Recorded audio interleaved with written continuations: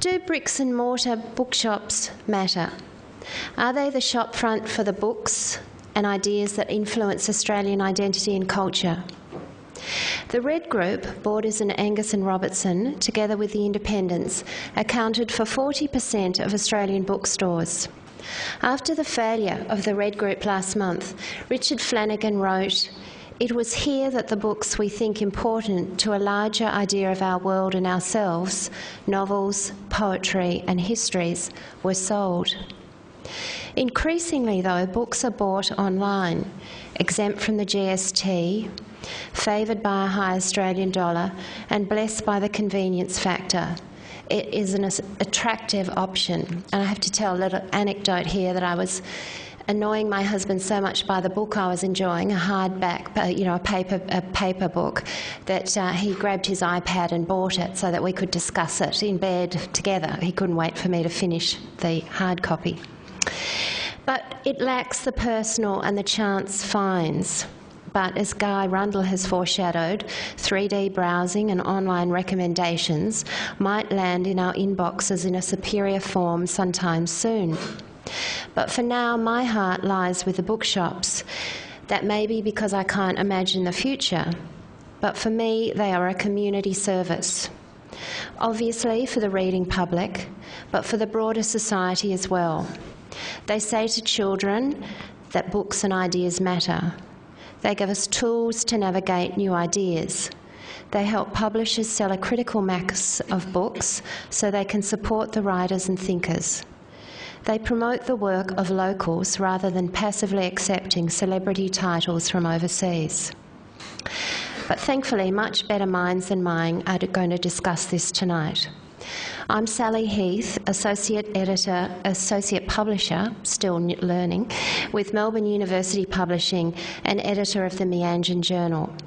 It is my great pleasure to introduce the members of our panel. Michael Webster, over there, has been Managing Director of Thorpe for over 16 years. He's been a member of the Literature Board of the Australia Council and a board member and chair of CAL, the Copyright Agency Limited. In 2002, he introduced Nielsen Bookscan, the book sales and tracking system, into Australia.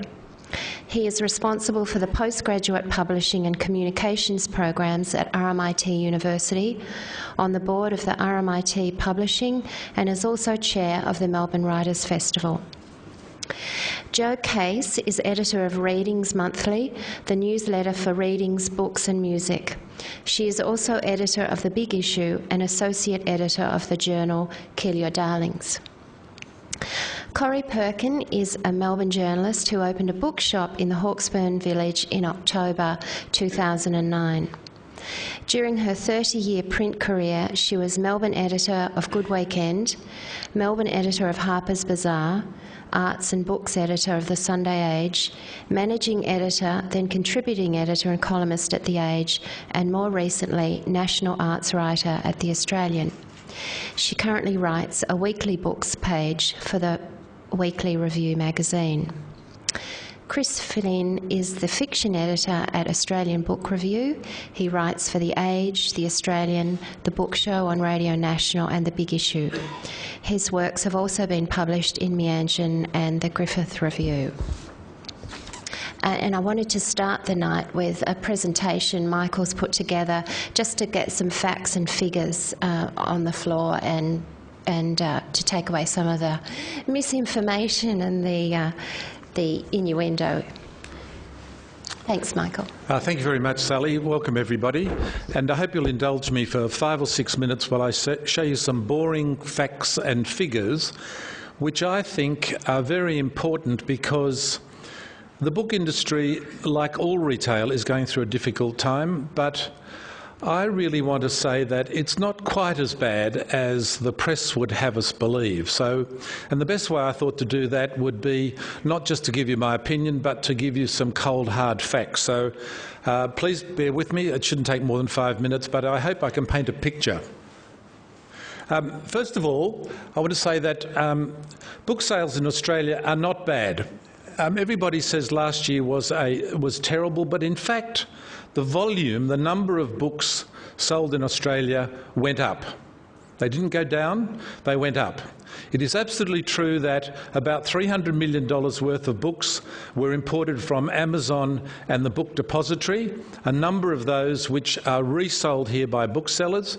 But if you think about it, it's maybe terrible that $300 million worth is coming in, but if you add $300 million worth of books to what was already a good year, it was actually a pretty terrific year for book sales in Australia. That's not the case in the United Kingdom or in the USA. They are both, the markets are being decimated, not only because of the global financial crisis, but also in part because of e-books. And just to put that into perspective, we calculate that e-books account for about 3 to 4% of book sales in Australia last year. That includes e-books brought in from overseas. In America at the moment it is 15%, and probably by next year it'll be 25%. So something really is happening, and it will happen here. Whether it will happen to the same extent, I'm not sure. I don't think anybody is sure. I don't think it will to the same extent, not quickly. The other thing I wanted to say is that book sales have been going up and up and up each year. And I just pulled figures from 2003, and there's been a steady increase. Not always the increase we'd like to have, because some years we have, every year we have bestsellers. And a lot of booksellers will say, business is terrible if it weren't for Stephanie Meyer, and business would be terrible if it weren't for Harry Potter, and business would be terrible if it weren't for Dan Brown. But thankfully, pretty well, even though we don't have Stephanie Meyer this year, we have Stieg Larsson. So every year there is a best-selling book, which adds buoyancy to the market. And just again to put it in perspective, we sold about 66 million titles last year, books in Australia. So it's a pretty robust industry. It is suffering from price movement, and you'll see up here on the slide there's a thing called ASP, which is not the recommended retail price, because as you know, Bryce Courtney, for example, may have a recommended retail price of $47 or $45 or whatever it is. The average selling price of mass market celebrity books is usually under $30, because what we do know from the industry is that most people will impulse buy up to and including $30. Over $30, they hesitate and think about it, which is why a lot of people go to department and discount stores. I like to think of where books are positioned in the whole retail market. As we know, we heard today Colorado's gone broke. Retail is suffering greatly. I don't know why. It may be that we've just all got too much stuff. I don't know, but it's certainly suffering. But if you look at the particular industry in which I feel that books operate, which is what I call the discretionary spend entertainment industry, and this is me choosing whatever I like, I think we mainly compete with DVDs and movies. If you look at sales last year, we actually did a lot better. The DVD market went back 13%. Now, I keep having to say it's not wonderful, but it's not as bad as we make it out to be. And games, PC games, which everybody talks about, in fact went backwards up to about 5%. So we're actually trading pretty well. Books represent about 25 to 26% of the entertainment spend, and as you'll see from here, it's been pretty consistent since 2006, when e-readers and e-books were just a glint in the eye. People often say to me, well, how do you get your figures? How do you know this? And if you look up there, pretty well, everybody in every organisation in the country that sells books, retail books, that's what we're here tonight to talk about, contributes their figures. So I'm building on what we call a robust panel. Somebody said to me recently, yes, but Australia's like the United States, that people only read books, people who live on the East Coast. In America, it's people on the East and West Coast. So because I can't resist it, I pulled some figures, and just to give you an example, Victoria represents 24.8% of Australia's population, and we purchase 25.6% of books. You'll notice I talk about purchasing books, not reading books. I'm not quite sure. I always say that I'm really interested in people buying books. If they read them, that's terrific, but if they buy them, that's the main thing. And I always think about that about cookbooks. I go home and the place is full of cookbooks. You know, I've got 20 recipes I cook. You know, they look nice. I can always, my mother knows I love her if I buy her a cookbook at Christmas. All this is about, for those of you who can see it, and some have got screens, last year book sales in fiction, non-fiction and children's, because of course there's not just a book is not a book is not a book. Last year, the dotted one is last year's sales, and the continuous line is this year's sales, and you'll see there's a steady pattern. Book sales go up at Christmas, as we all know, and non-fiction particularly goes up at Christmas, and very interestingly that's usually cookbooks or the beloved Guinness Book of Records. I don't know who buys Guinness Book of Records, but boy, they sell a lot in department and discount stores. So what I'm saying here is if you look at 5 years tracking, if you look at 2 years tracking, it's a pretty consistent market. The other thing is about volume. Somebody said to me recently, oh yes, but bestsellers don't sell as many as they used to. Well, if you look at last year, it'd be nice to be the estate of Stieg Larsson, but if you look at the quantities, there's about 1 million copies of best-selling books in Australia. And a really good, successful author in Australia can sell 180, 200,000 copies of a book.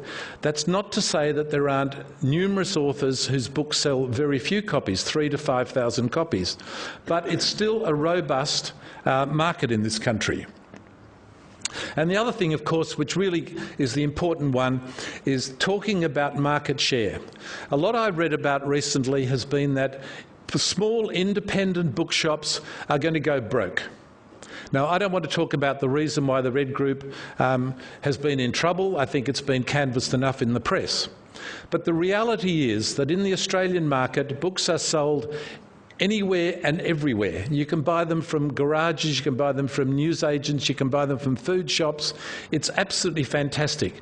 But the three main places that sell about more than 90% of books are traditional bookshops, which we call independents, the chain stores which you're all aware of, the Angus and Robinsons, the Borders, the Dimmicks, the ABC stores, and what we call DDSs, which is department and discount stores. And that's Myer, David Jones, increasingly Kmart, Target. And what's really interesting is that last year and the year before, the share of the market in Australia increased for independent stores. In America and England, they have been wiped out. And that is because in America and England, they compete on price. And here, it's really good that independent bookshops don't compete on price, they compete on service. So really, it's a very good picture. Independent bookshops increased their market share last year, even though the whole market went down. And this is very interesting, I think, because I love this sort of stuff. This is all about the bottom, the brown line is independents, and the middle line, the green line, are chain stores, and the blue line are department and discount stores. The top two, if you look carefully at that, when the top one gets a market share increase, the chain stores decrease because they compete on price. Now, because independent stores, most of them, which are terrific, and many good independent stores are actually chain stores. So you get a lot of Angus and Robinson independent stores that are true independent stores. Most of Dimmicks stores are independent, owned and operated, and they operate like an independent. But the traditional independent bookshop doesn't compete on price, and if you look there, its market share remains consistent throughout the year. So I think it's a pretty good picture. It's a pretty good, I hope I've painted a picture, and I'm happy to answer any questions when the appropriate time. Thank you very much, Michael. You did raise the issue of volume up, but of course you raised the issue of price, and Chris conducted a very interesting exercise. Chris, you might like to talk about it, where you tallied up 12 months of reviewing books. I almost wish I hadn't, actually. Yeah, I did a blog post just before Christmas where I decided to I get sent a lot of books for review, which obviously I don't pay for, but I do buy about half of my books. And I decided to look at the 84 books that I was sent or bought last year and compare prices on if I had bought them on Book Depository, if I had bought them at Readings, which is the sort of main chain store I would buy my books at, or if I'd bought them at Borders, where I would never shop, having worked there myself. And the figures were a bit sort of sobering. Those 84 books would have cost me $2,738 at Borders, $2,350 at Readings, so already a good $500 saving there, and $1,487 at Book Depository. So yeah, about $1,200 difference between Book Depository and Readings. And those are sort of sobering figures, I think, and maybe an indication as to why Book Depository has been on the rise in recent years, although there's other factors, I think, too. And it raises the issue, I think, about the whole buying online and the impact that does have on local publishers. And I know, Jo, this is something you want to talk about. Yes, I think that when you're looking at price, that there's more to it than just the cost of the books. You factor in other things, and one of those things is impact on the local industry. That if you're buying a book online from an overseas retailer, that the money that you spend isn't funneling back into the local book industry. It's not coming to local publishers. It's not coming to local authors, and even more so, I know some people would say have said that maybe I would buy the David Foster Wallace from Book Depository, but I might buy the new John Bower from Readings. And I think if you're buying, say, the David Foster Wallace from Penguin, they would, from Book Depository, they would think, well, I'm not having an impact on the local industry, but they are, because the money that Penguin, who are the distributors for the David Foster Wallace, the money that they get is feeding back into their local publishing program, and if they're not getting that money, then it's not going to authors like Nam Lee or like Chloe Hooper, who had a significant investment from Penguin. And I think that that's a real worry and something that people should at least keep in mind when they're making purchases. But the other thing is, I think, when I'm talking about things that have nothing to do with payment, the money that you put down, it's also the experience. And I'm going to steal an analogy from one of my co-workers at Readings, Robbie Egan, who said to me, if you want to watch a football game and you go to the MCG, you buy a ticket, it's $20. Some people might say that you could sit at home and you could watch that for free. And so why would you go to the MCG? Obviously because it's a completely different experience. And if you go into a bookshop and you buy your books, it's a different experience. You're going in, you're having a conversation with people who work there.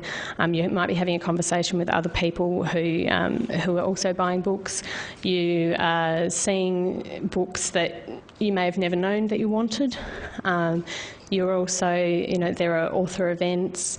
And things like that. And so I think, yeah, it's a different kind of thing. I mean, I also, if I can just briefly, obviously I work at Readings, but I've always had a passion for bookshops, and particularly independent bookshops, because that's how I developed my love of books, was through browsing in bookshops and finding things that I never knew that I wanted. I remember travelling over here. I'm originally from Adelaide, and going into what was then Cosmos Books in Ackland Street, and finding Geoffrey Eugenides' The Virgin Suicides, which I'd never heard of, and I just thought it sounded really cool, and took it home and loved it. And there are so many discoveries like that I made that I wouldn't have made if I was online, and particularly looking for a book that I was looking for. So, but there are two issues I think that have, like Chris's experience shows, that's a big difference. We're talking almost, more than $1,000. That, for certain families can buy a lot more books. That's a big issue.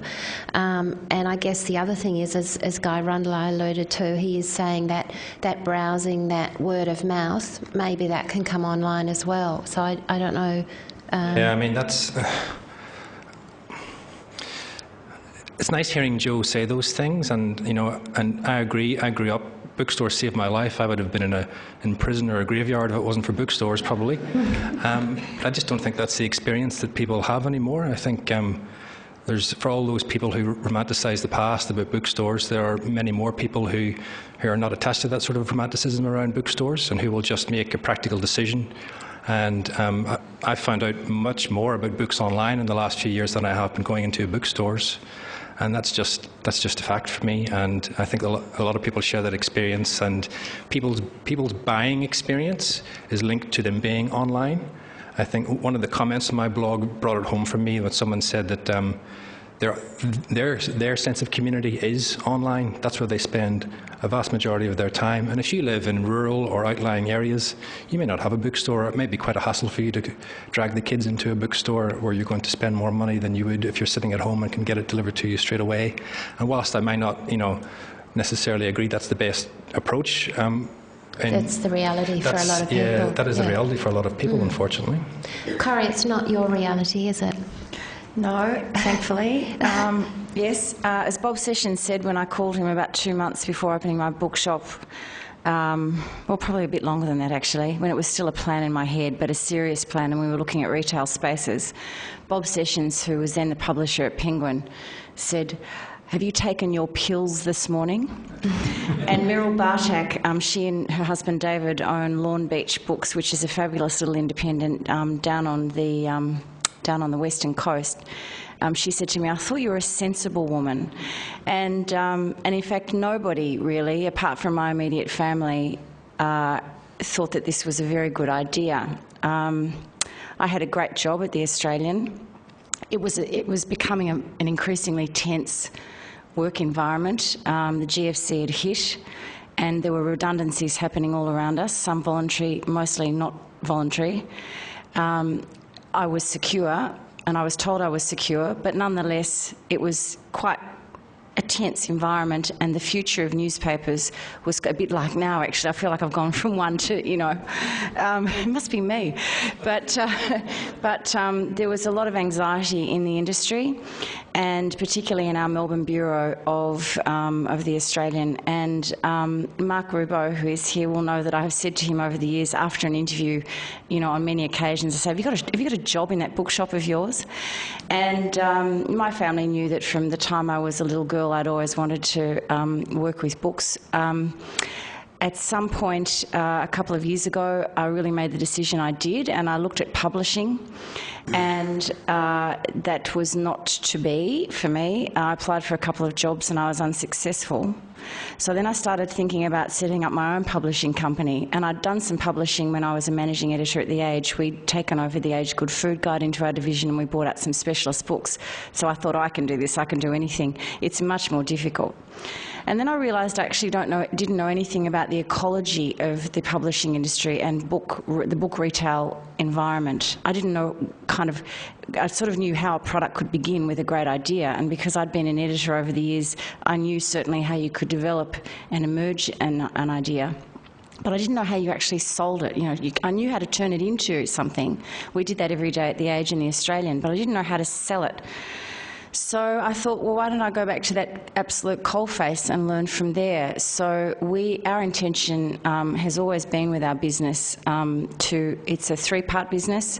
So one is a real bookshop, and then the second part of it is a virtual bookshop, and then the third one is an online magazine publishing company.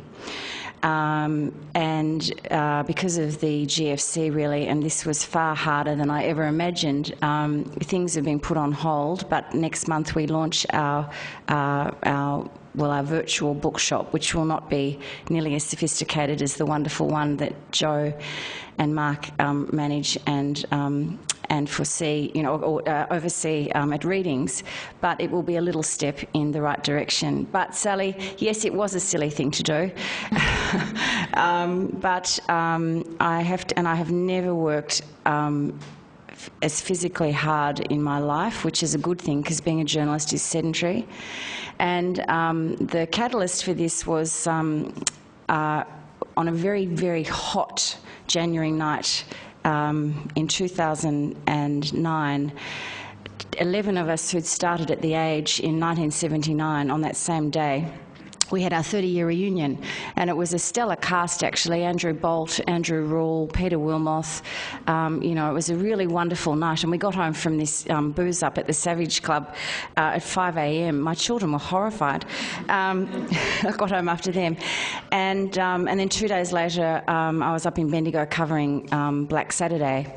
And so I was on that story pretty much on and off for a month.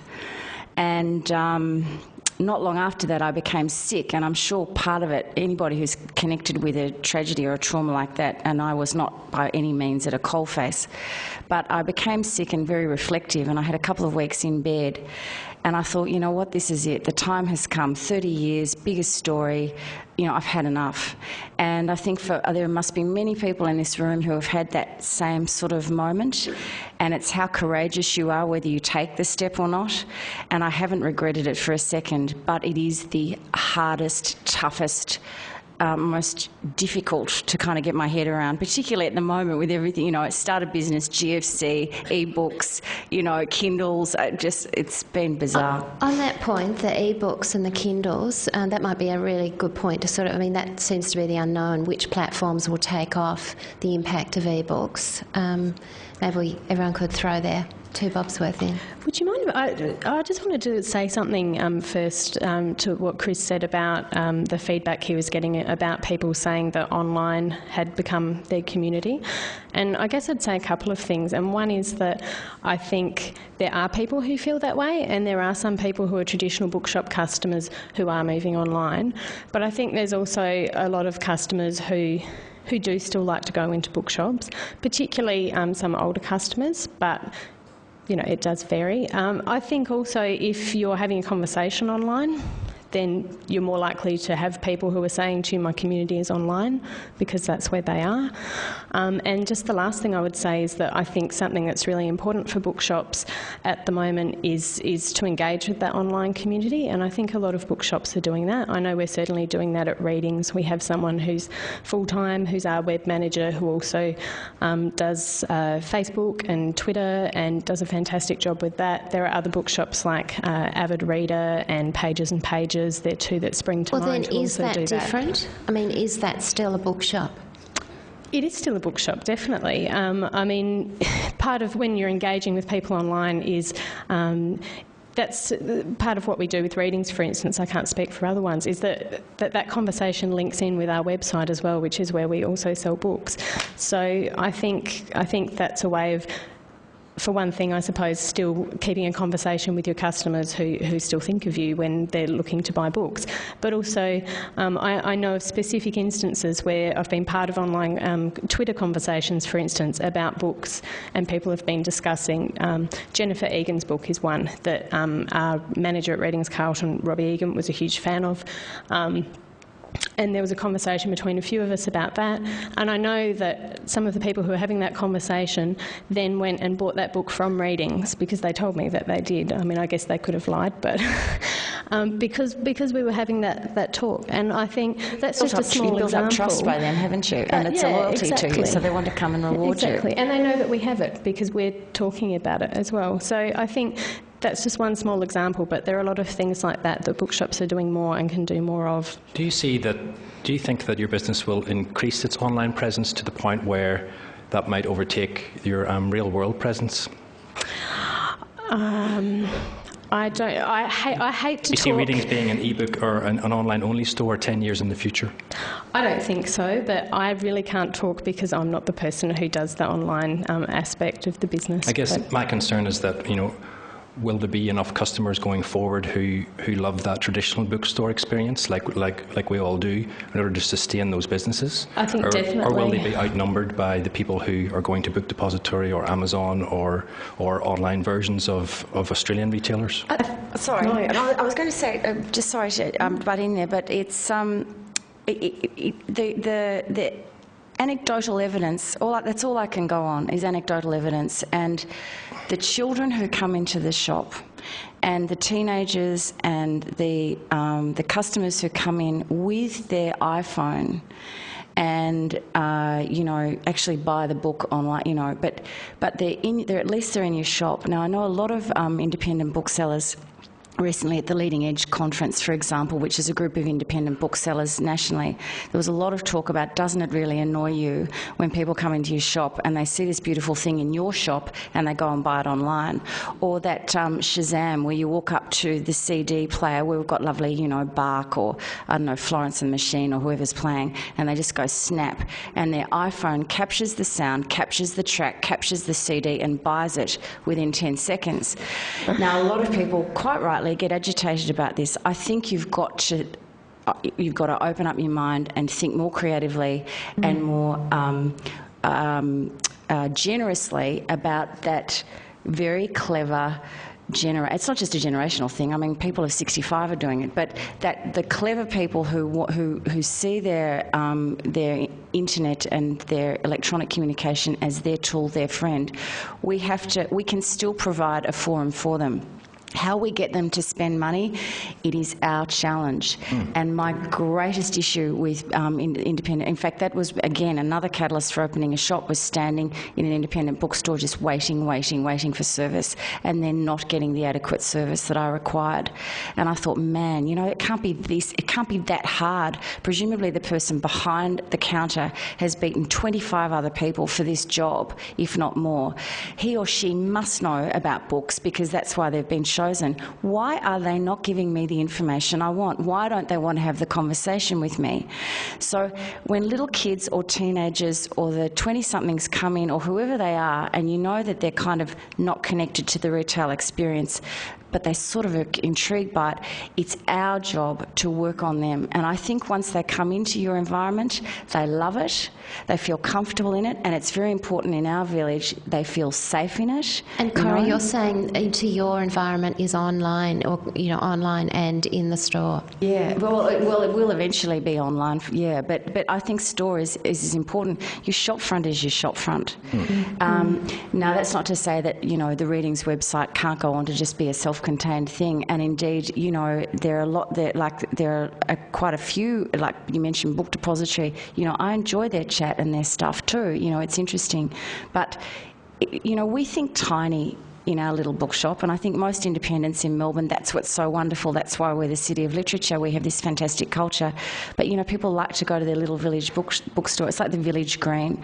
So it's our job to work on our community and convince them, hey, we're here, you know, we work. Can I ask you, Michael, about ebooks? Because you know that you quoted some figures there previously about ebook sales in Australia and the massive ebook market in America being possibly up to 25% next year.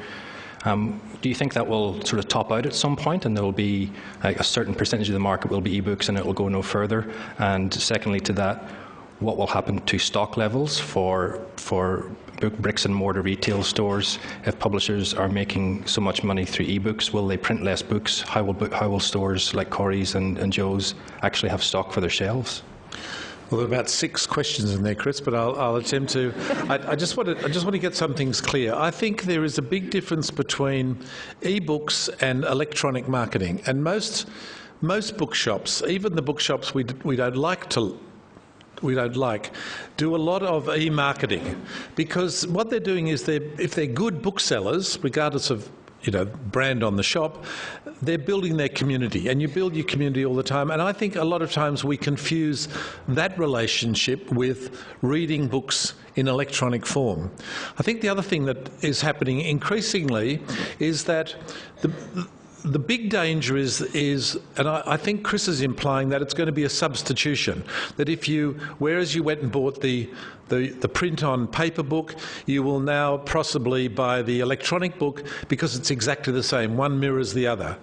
But we know increasingly what's happening is that publishers, the financial model won't work. You can't pay authors if books are selling for $9.95. You can't pay editors. You can't pay designers. You can't pay anybody, and you certainly can't give a discount to booksellers. So what publishers are doing is, to overcome the substitution, they're actually producing different products.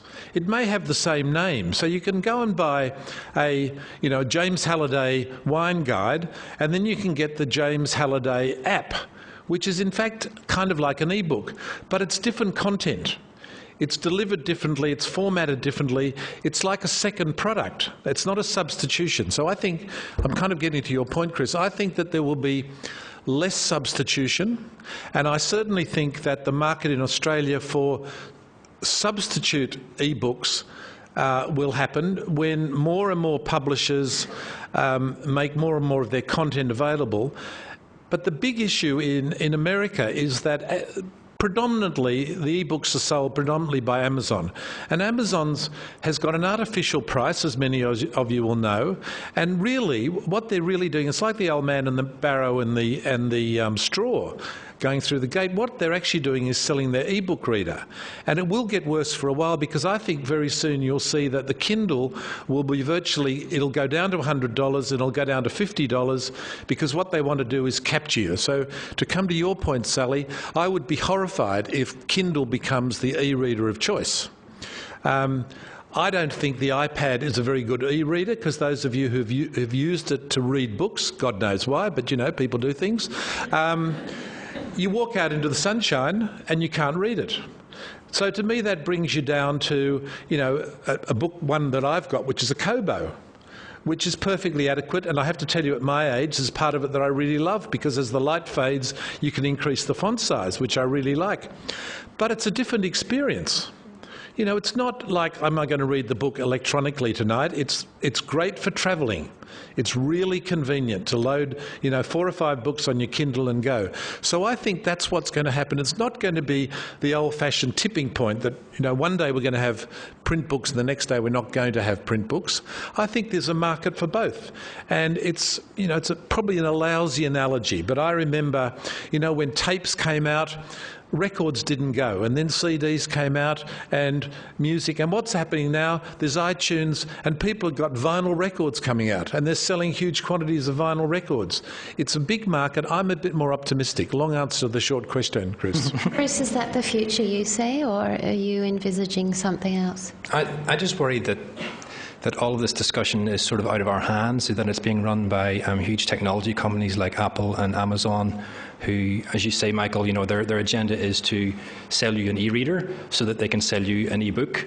Because I mean, they are a famous and very good bookseller of print books, but they are thinking so far advanced in terms of grabbing a huge market share by slowly converting people to e-books, whether they like it or not.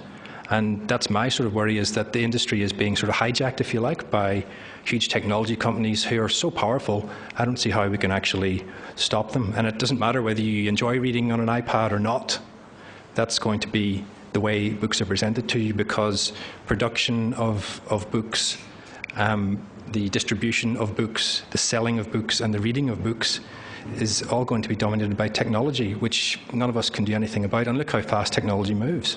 But can I say, Chris, I think the publishing process is already dominated by technology. If you work in education in Victoria, you know, it's world leading in technology, digital on various platforms.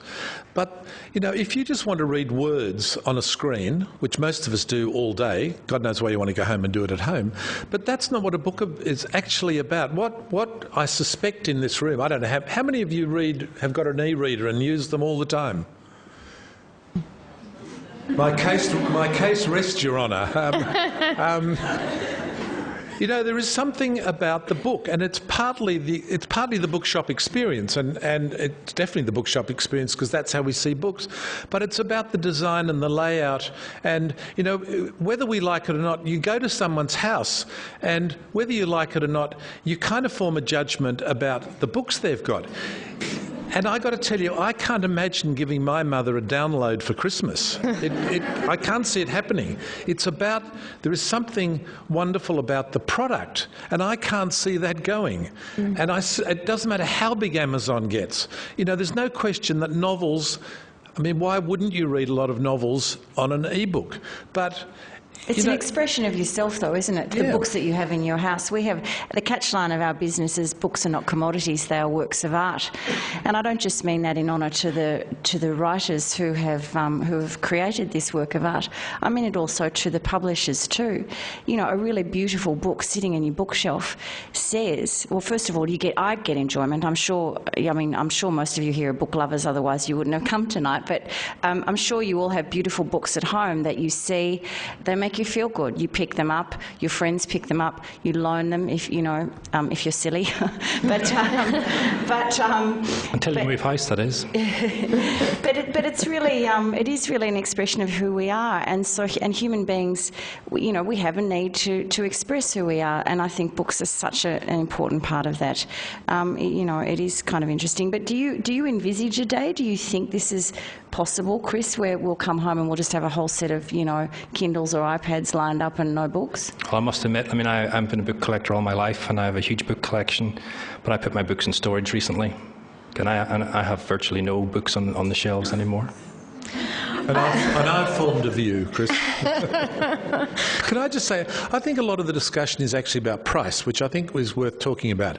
And to me, there's no question. I think it is unfair that imported products don't have a GST on them. It just doesn't pass the fairness test to me that you pay 10%. And then, without going to technical details, there's this whole parallel importation business, and I think that there are elements of that do restrict the fast flow. Also the free mailing component as well. I'm not sure whether people realise, but have you ever wondered why your stamps these days cost 60 cents? It's because somewhere along the line the Australian government, Australia Post, has to pick up the fact that you've bought in $120 of book depository and not paid any freight. So in fact the government to whom, or the country to whom it's being sent, if they have this international mailing agreement, we end up having to pick up the bill. I think that's right. So if the point, Chris, people are buying overseas, which I think you're suggesting because of price, I think there are very serious issues we can look at to address the price. It may not save you $1,000 a year, but I don't want to have all my meals at McDonald's all year, where I could buy for price. I mean, we're not... we happen to be a reasonably affluent society, and we choose where we'll spend our money. Now, I'm not arguing to spend $1,000 unnecessarily, but it's not just the price of everything. Otherwise, most of us wouldn't live where we live, or drive what we drive, or wear what we wear, because we make those other choices. And so I'm anxious about just being focused on price. Might be a good point just to throw it open to the floor. We do have ushers with microphones. If you want to raise your hand, someone will find you with a microphone. I just thought a kind of obvious point no one mentioned was that the good thing about a bookshop is that you go and you buy the book and you've got it straight away, instead of having to wait 2 weeks. Yeah, I think... Yes, that's right. That's the case. It's a good point. But also not, sort of not only the book as well. If it's a really well stocked store with a diverse amount of book-related merchandise, like readings, for example, you can also kind of get the I don't know. It might be a movie, a book that a movie's been made of it, and there might be the DVD, or there might be the music soundtrack, or the author. You've read this author's book, and gosh, you've just discovered that author, and you want to read their backlist. And a bookshop has the backlist, and as you say, you can get the backlist immediately. Yeah. That's incredibly thrilling. I think it's part of the adventure. Absolutely, and I think when we talk about the experience and the fact that the books are right there, and that being an advantage. One area in which I think that's a huge advantage is when you're talking about kids' books. I mean, some of my... I have a son who's now 11, but when he was very young, we used to go to a bookshop once a week, and he would choose a book and we would take it home. And he would spend about an hour choosing his book, and he would look through the books on the shelf, and I don't think you can ever replicate that online, because a kid can't browse a book and read it and decide which one. I mean, when kids are little, it's not just which book they're going to take home and read, because it doesn't take very long. It's which book they're going to read again and again and again. And I think that's just another example of why it's important to be able to have that experience of going in and having a direct experience with a book. Thank you then. Now, I have a question that's really sort of related to that price discussion. Chris, firstly, did you price the ebook versions of the books that you had, those 84? And if so, what price did that come to? No, I didn't, no. And secondly, just in terms of exchange rates, do we think that exchange rates will play any part in the uptake of ebooks over a period of time? There's a lot of talk about the exchange rate, about the strong Australian dollar damaging, Australian retailers. But I know, me personally, I quite like it when the Australian dollar's strong. I'm going to the US for my holiday later on in the year, so I'm quite pleased. I don't want it to go back down to 60 cents against the dollar, I'm afraid. I should just mention that you can actually, there is starting to be, at the risk of sort of plugging Readings, my own employer, but why not? There is beginning to be a movement for there being ebooks that you can buy in Australia that are of Australian books, and it's not just Readings, it's a platform called Bookish which has been developed, and Readings are the first one to trial it, but it's also, the idea is that independent bookshops across Australia will have the opportunity to, if they want to, become distributors for ebooks as well. So when we're talking about exchange rates and things, there will also, I think in the next few years we'll also see that being something that's played out on a local level as well.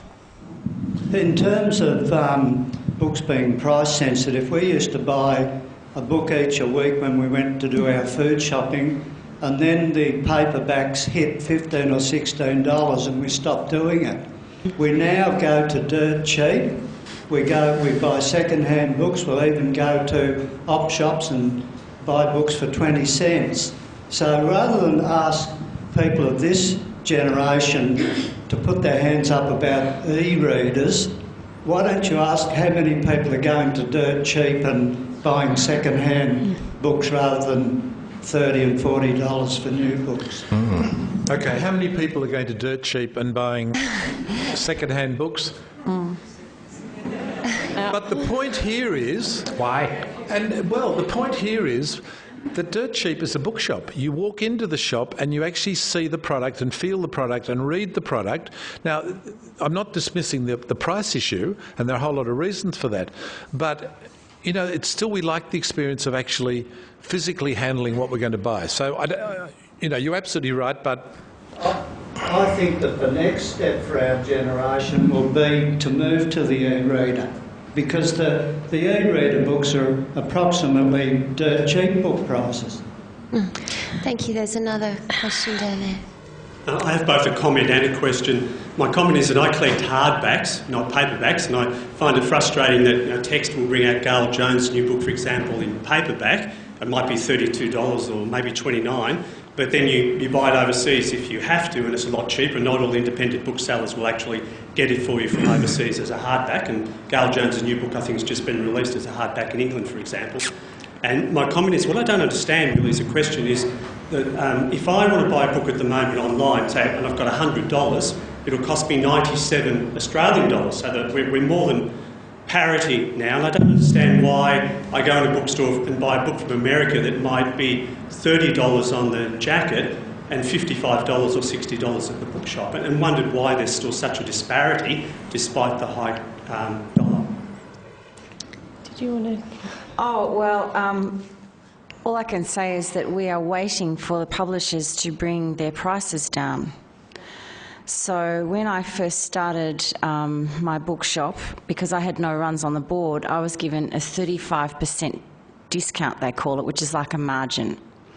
Out of that 35% I make on every $19.95 or $29.95 book, I have to pay staff, pay utilities, rent, the whole box and dice. If we continued with that beyond 6 months, we would have gone under. I've been lucky enough to now I have some runs on the board to get it up to 40%, and in some cases 42%. And just recently I've been invited into a buying group which allows me to buy some titles. And with that buying power, I can now, in some cases, bring my price down. But I don't want to sort of, handball it back to the publishers, but it's just such a frustration with booksellers, independent booksellers, you know, the big department stores and Red Group and so on, they were able, and some still do, to play heavy muscle man with the publishers and carve better deals. But, you know, you think about your own businesses and your own life and your own kind of hunting and gathering for money and saving and so on. You know, 35% is not a great profit for you to make. And if we could bring our prices down, you know, and when we get an opportunity to, I'm speaking for myself, but we do, and I know readings certainly do, you know, they'll buy something, they'll get a special deal with a particular title, and they'll pass on that discount to the customer. Yep. Can I, at the risk of appearing to be an apologist for publishers, perish the thought, there is actually a very logical reason for the disparity, putting aside everything. One is to do with the population here. Number two is to do with the fact that we are the most privileged country in the world, probably, other than New Zealand, in the sense that if you're in an American bookshop, you get American books. If you're in a British bookshop, you get British books. We get the best of the world's books. And most publishers' warehouses, just to get in perspective, there are about 2.5 million English language books in print at any one time. There are about 120,000 published each year. There's been about 30 new English language books published since we've been sitting here, and most of those, 1 or 2 or 5 or 10 or 500, get shipped into Australia, and they were in warehouses all around Melbourne, publishers who hope that they'll sell what they order. You know, this is a logistics issue. Now, the cost of carriage, because if it's not available, people will go overseas. So they're kind of caught between a rock and a hard place. Michael, we had this example just recently with the Jamie's 30-minute meal, for example. You know, it's a really good cookbook. I think it's Jamie Oliver's best. And Penguin were bringing it in, and everybody ordered up reasonable amounts. Jamie Oliver is popular. He's not, you know, the most popular, but he is popular, and it's like betting the ponies. Penguin committed to, I don't know the numbers, but let's say they decided to bring in 50,000. I don't know whether they watch television at Penguin or they look at the guide, but nobody kind of realised that in the middle of summer, in non-ratings period for primetime television, the ABC were screening Jamie's 30-minute meals every night, and of course every copy in the country was sold out. So we were all screaming, where is it, where is it? Now, I don't want to be an apologist for the publishers either, Michael, but I had enormous sympathy for them because they had actually, you know, backed a pony, but it was the wrong pony. And so they had to go back to the UK, where, of course, you know, Jamie does great numbers as well, and say, we need another 50,000 or we need 100,000. You know, this is a phenomenon. And, of course, the UK market, the UK publishers, their primary, you know, the care and responsibility is to the UK market. So eventually the Antipodes get their boxes in, I don't know, February or something. It was insane. I had customer orders. I had so many customer orders for this book, 35 customer orders. What can I do? My job is to service the customers. And when customers started coming in a week or 2 weeks later and saying, where's my book? And I explained it, there was no more sympathy on their face. It was, I want my book. You know, as readings got it. Well, nobody actually has it. So I started bringing it in through Book Depository. And I have no problem saying this because my job is to service my customers. So I bought 20 copies in, you know, strike me down, lock me up, I don't care, you know. But it's not officially, I'm not actually allowed to do that. But when I can't get stock and I have customers, that's my job. So the thing has eventually trickled into the shop. And of course, you know, the interest in the book is now starting to wane. But that's a really sort of interesting example.